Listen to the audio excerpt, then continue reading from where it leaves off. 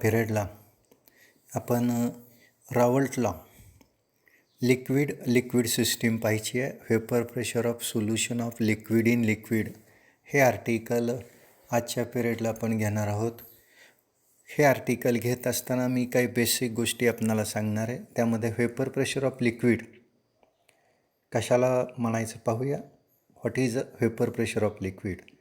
Pressure exerted by vapour of substance.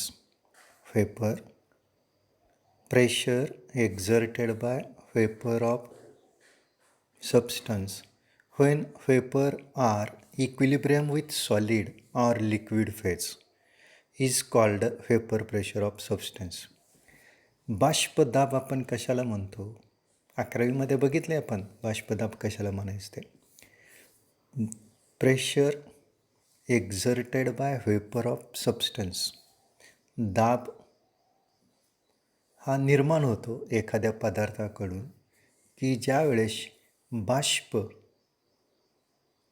हे म्हणजे बाष्पाने निर्माण केलेला दाब एखाद्या पदार्थाच्या की ज्या वेळेस हे बाष्प इक्विलिब्रियममध्ये असतं सॉलिड किंवा लिक्विड फेजच्या, त्यावेळेस त्या प्रेशरला आपण व्हेपर प्रेशर म्हणतो त्या substance.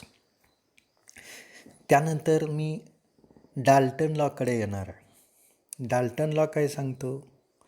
Total vapour pressure of solution is the sum of partial vapour pressure of solute and partial vapour pressure of solvent at given temperature is called Dalton law. जे total vapour pressure सोल्युशनचं असतं ही बेरीज आहे partial vapour pressure solute आणि partial vapour pressure सॉल्वंटची given टेम्परेचरला. त्याला आपण म्हणतो Dalton law. Total vapour pressure of solution is the sum of partial vapour pressure of solute and partial vapour pressure of solvent at given temperature is called Dalton law. आता partial pressure आपण कशाला म्हणतो? आपल्याला रावल्टला बघत असताना partial pressure हे article बऱ्याच वेळेला येणार आहे. तर पार्शियल प्रेशर म्हणजे काय? At given temperature the contribution of vapour pressure of each component towards the total vapour pressure of solution is called partial vapor pressure of that component in the given solution. दिलेल्या तापमानाला प्रत्येक कॉम्पोनंटच्या vapour प्रेशरचं जे contribution असतं total vapour pressure of सोल्युशनमध्ये, त्या कॉन्ट्रीब्युशनलाच आपण partial vapour pressure of that component in solution म्हणतो. बघा, पार्शियल प्रेशर म्हणजे काय?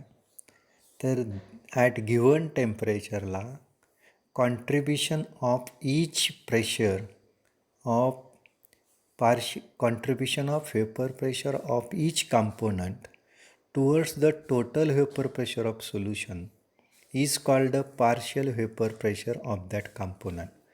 म्हणजे प्रत्येक कॉम्पोनंटचं जे व्हेपर प्रेशर असतं, हिस्सा असतो टोटल व्हेपर प्रेशर ऑफ सोल्युशनमध्ये, त्या हिस्स्याला त्या कॉन्ट्रीब्युशनला आपण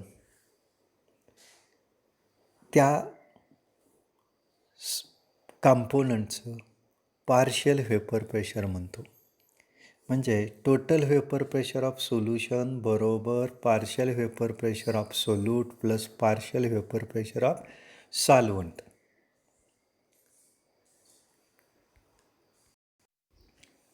तर Raoult law for partial vapour pressure आपण पाहतो आहे. लॉ काय सांगतो?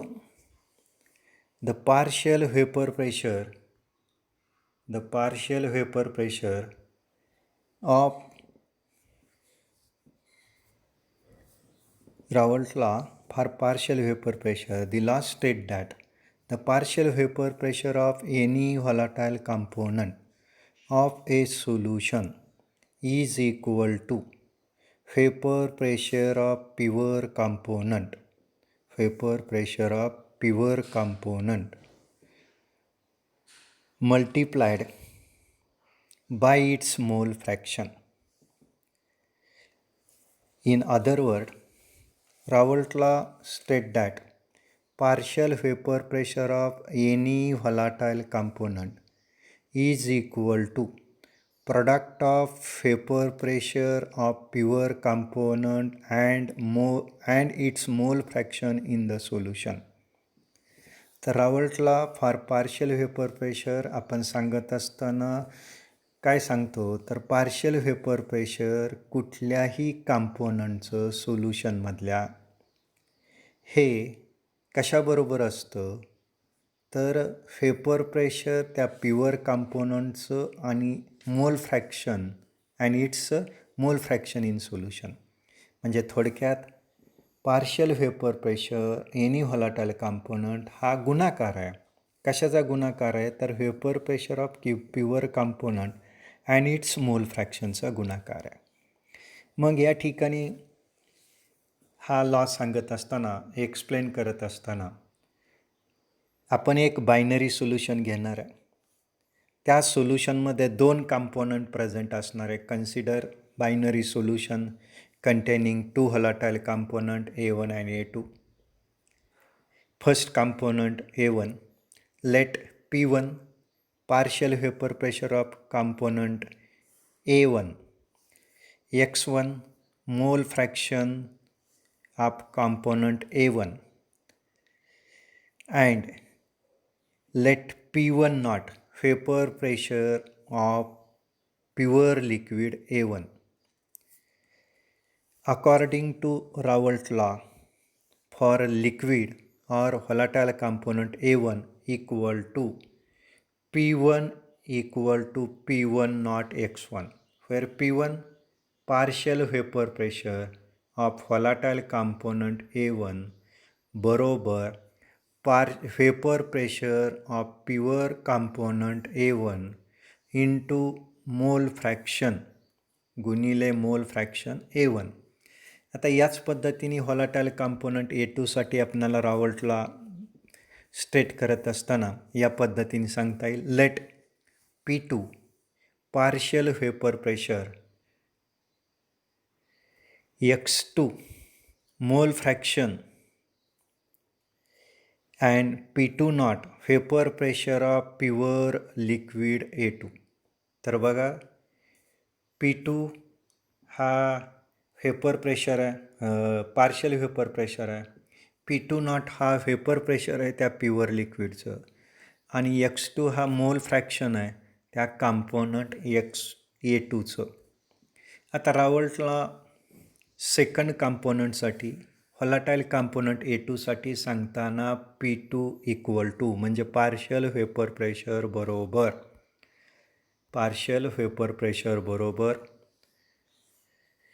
vapor pressure of pure component A2 multiply mole fraction x2. Therefore, P2 equal to P2 not x2. But according to Raoult's law काय सांगतो vapor pressure of solution is the sum of partial vapor pressure of component A1 and partial vapor pressure of component A2. म्हणजे total vapour pressure of solution is the sum of partial vapour pressure of solute and partial vapour pressure of solvent at given टेम्परेचरला हा रावल्टला. आणि म्हणून P हा vapour pressure of solution आपण ज्यावेळेस घेऊ त्यावेळेस P equal to P1 plus P2. आपण डाल्टन्स लॉ या ठिकाणी अप्लाय केला. According to Dalton's law for partial vapor pressure, total vapor pressure of solution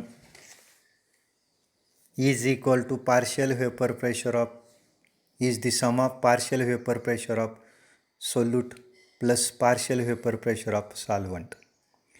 आता पार्शियल सोल्युशनचं टोटल व्हेपर प्रेशर जर आपण बघितलं, total vapour pressure of solution P ह्या अक्षराने आपण या ठिकाणी दाखवतो आणि ही सम आहे.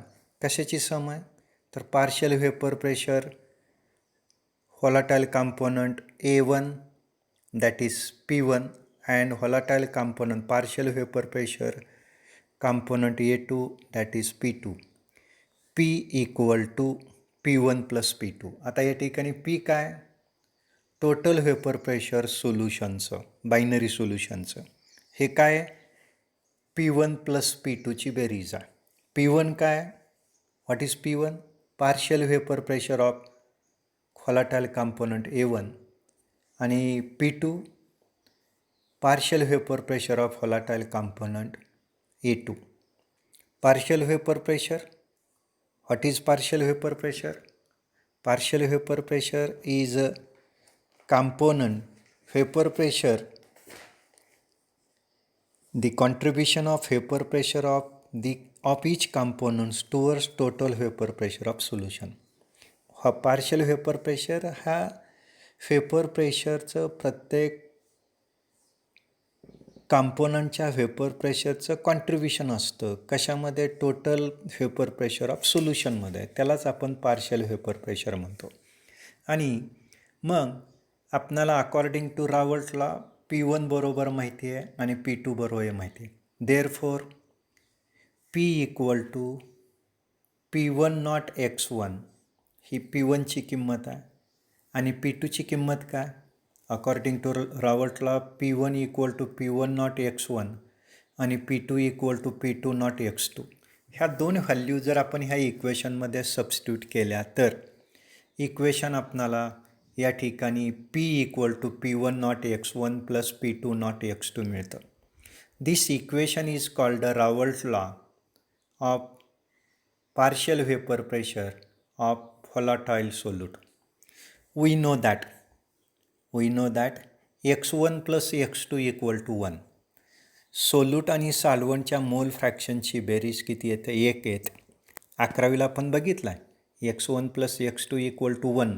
ही बेरीज 1 कशी येते? युनिटी कशी येते? तर X1 N1 upon N1 plus N2 आणि X2 N2 divided by N1 plus N2. N1 number of moles of solute, N2 number of moles of solvent. मग या ठिकाणी सोल्यूटचे मोल फ्रॅक्शन X1 बरोबर N1 upon N1 plus N2. सोल्यूटचे mole divided by total moles of solution. सॉल्व्हंटचे mole divided by total moles of solution. साहजिकच X1 plus X2 equal to N1 divided by N1 plus N2 आणि X2 equal to N2 divided by N1 plus N2. ह्या value जर आपण X1 आणि X2मध्ये substitute केल्या तर N1 divided by N1 plus N2 plus N2 divided by N1 plus N2. Therefore N1 plus N2 divided by N1 plus N2 आणि हा ratio किती येतो? 1 येतो. आणि म्हणून X1 प्लस X2 मोल फ्रॅक्शनची जी बेरीज असेल दोन व्हॉलाटाईल कंपोनंटच्या ती किती येणार आहे? 1 येते. आणि मग therefore X1 equal to 1 minus X2. आता या ठिकाणी X2 हा प्लस आहे लेफ्ट साईडला, राईट साईडला गेला की तो मायनस होईल आणि म्हणून X1 therefore X1 equal to 1 minus X2 आला.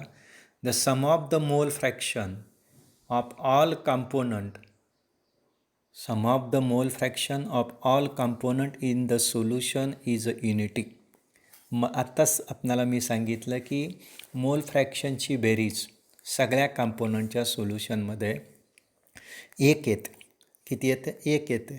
याचा प्रूफ आपण 11वीला बघितला होता, मी आत्ताही सांगितला. आता या ठिकाणी आपण X2ची किंमत X1ची किंमत या इक्वेशनमध्ये सबस्टिट्यूट करू. X1ची किंमत काय? X1 equal to 1 minus X2. Therefore, P equal to P1 naught in bracket 1 minus X2 plus P2 naught X2. आता ब्रॅकेट सॉल्व केली. P1 naught minus P1 naught X2. ह्या P1 naughtने ब्रॅकेटमधल्या दोन्ही क्वांटिटीला जर मल्टिप्लाय केलं P1 naught into 1 gives P1 naught.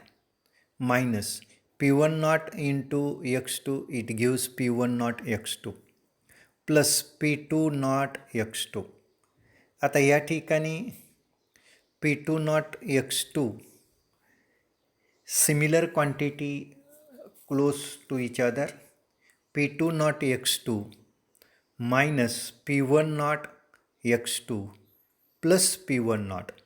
आता यामध्ये x2 हा common काढला तर therefore P equal to P2 naught x2 common काढला तर ह्या ठिकाणी P2 naught minus P1 naught into x2 plus P1 not.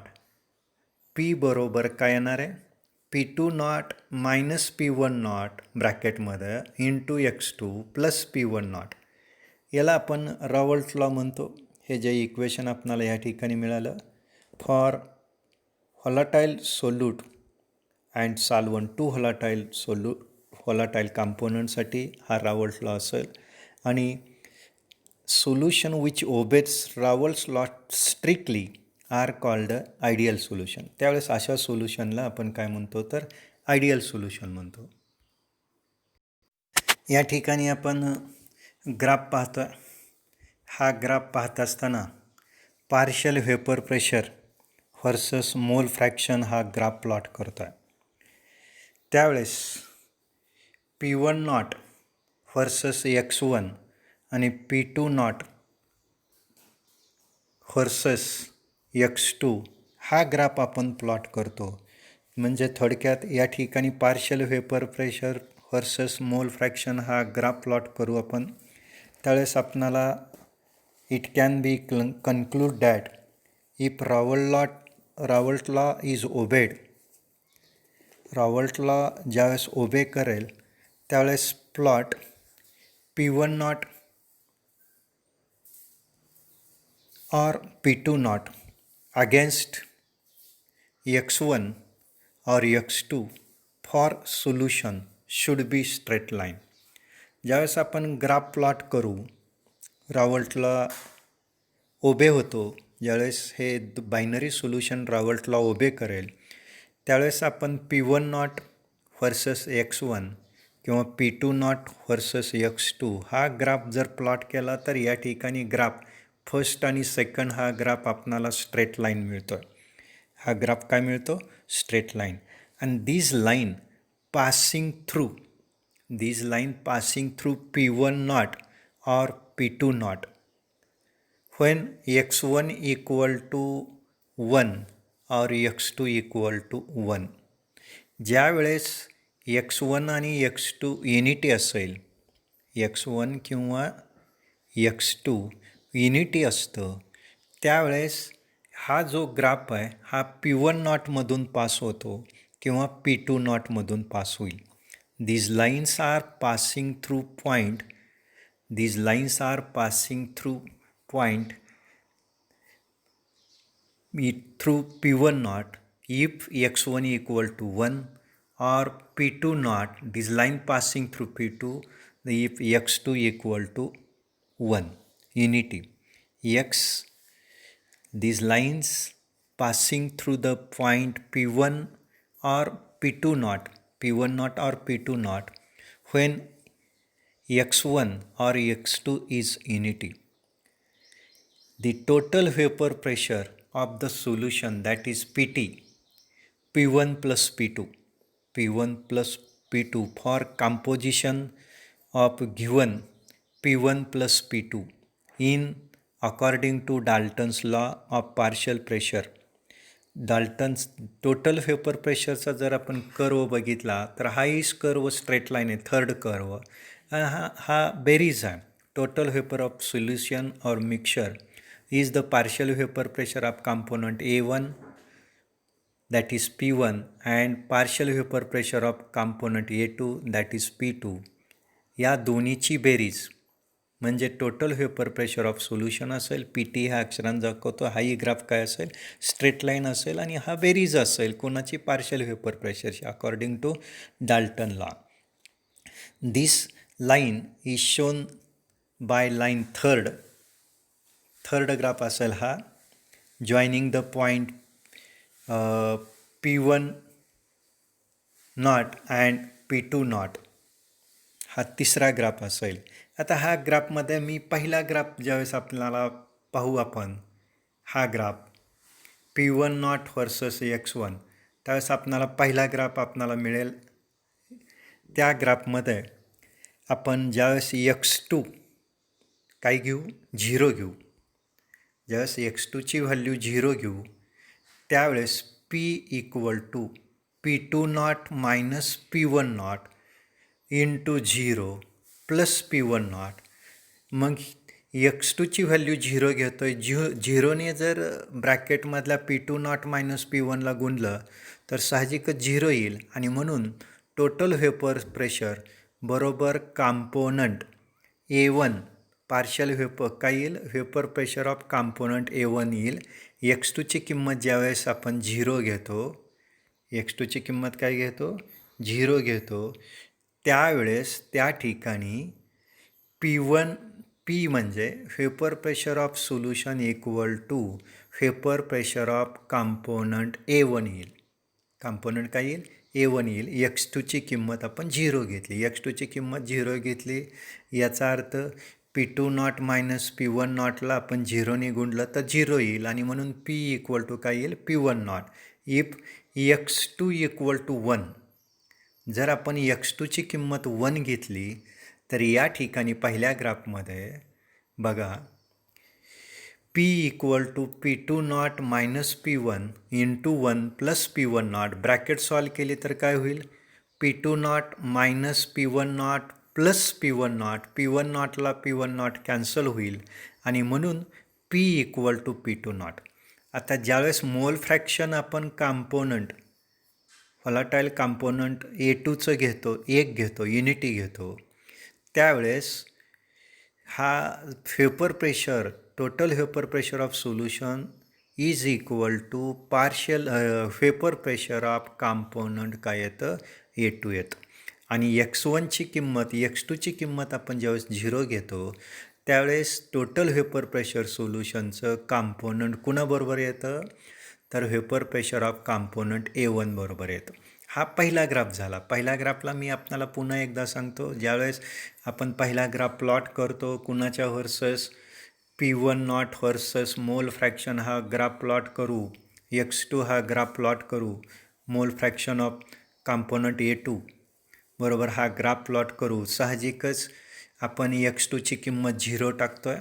आपला जर डाल्टनचा लॉ आहे, ही रावल्टचा जो लॉ आहे, p equal to p2 naught minus p1 naught into x2 plus p1 naught. यामध्ये आपण x2ची किंमत 0 टाकली तर साहजिकच ब्रॅकेट काय येते, p2 naught minus p1 naught into 0 plus p1 not आणि साहजिकच p बरोबर p1 नॉट येते. आणि x2ची किंमत ज्यावेळेस आपण 1 घेतो त्यावेळेस p equal to pt naught येतं. ब्रॅकेट सॉल्व केल्यानंतर p2 naught minus p1 naught plus p1 naught, p1 नॉटला p1 नॉट गेले आणि म्हणून p equal to p2 not येतं.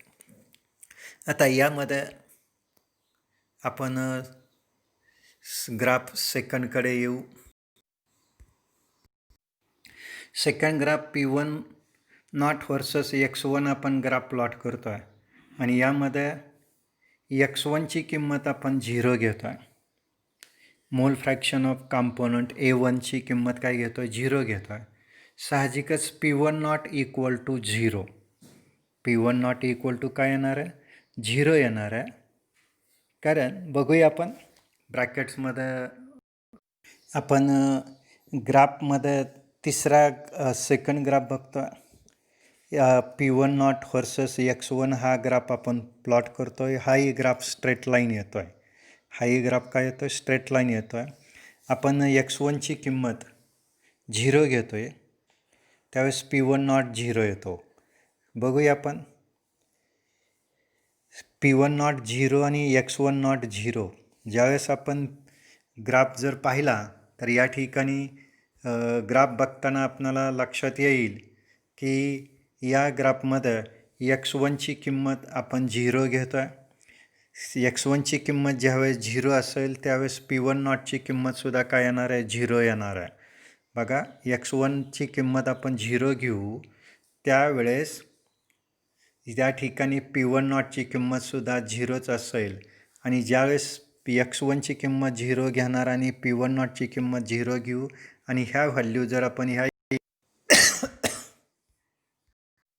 ज्यावेळेस इफ x1 इक्वल टू 1 आपण x1 0 घेतला त्यावेळेस p equal to p2 naught x2 आला. आता x1 इक्वल टू आपण 1 घेणार आहे आणि ह्याच इक्वेशनमध्ये किंमत टाकली तर p1 equal to p1 naught x1 हे आपला रॉबर्ट्स लॉ आहे. आणि ह्या रॉबर्ट्स लॉमध्ये जर आपण x1 इक्वल टू 1 किंमत टाकली तर साहजिकच p1 equal to p1 naught येईल. म्हणजे vapour pressure, partial vapour pressure of solution equal to vapour pressure of pure component. आता थर्ड ग्राफ आपण बघितला की P2 naught equal to 0 at x2 equal to 0. P2 0 घेतला आणि x2 0 घेतला. If x2 equal to 1, बघा x2ची किंमत 0 घेतली तर P2 0 येतो आहे, कारण P2 equal to P2 naught into 0, therefore P2 equal to 0. आणि ज्यावेळेस x2ची किंमत आपण 1 घेऊ, साहजिकच P2 equal to P2 naught x2, x2ची किंमत सबस्टिट्यूट केली 1, therefore P2 equal to P2 not. बघा P2 equal to P2 not कधी येऊ शकतो? पार्शियल व्हेपर प्रेशर बरोबर vapour pressure of pure component कधी येऊ शकतो? जर मोल फ्रॅक्शन आपण युनिटी घेतलं तर त्या ठिकाणी पार्शियल व्हेपर प्रेशर हे vapour pressure of that component बरोबर येऊ शकतं.